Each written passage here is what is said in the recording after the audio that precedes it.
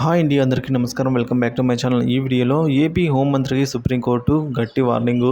పూర్తి వివరాలను అయితే ఈ వీడియో ద్వారా తెలుసుకుందాం. వీడియోని ఎక్కడికి కానీ స్కిప్ చేయకుండా ఎండ్ వరకు చూడండి. అప్పుడే పూర్తి ఇన్ఫర్మేషన్ అర్థమవుతుంది.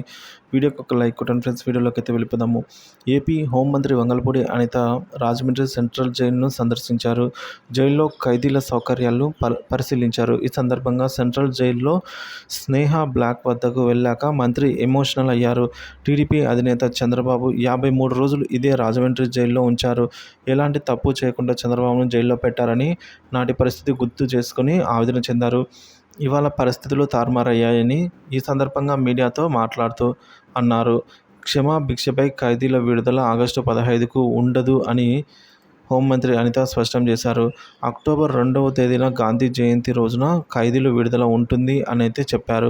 కొన్ని ఫైళ్ల పరిశీలించాల్సి ఉన్న కారణంగా కొంత సమయం ఆలస్యం అవుతుందని వంగలపూడి అనిత గారు ఈ మేరకు చెప్పుకొచ్చారు. ఇక జగన్ సెక్యూరిటీకి మేము తగ్గించలేదు, పులివెందుల ఎమ్మెల్యేకు నిబంధనల మేరకే భద్రత కొనసాగుతుందని అయితే అన్నారు హోంమంత్రి అనిత గారు. ఇక భద్రత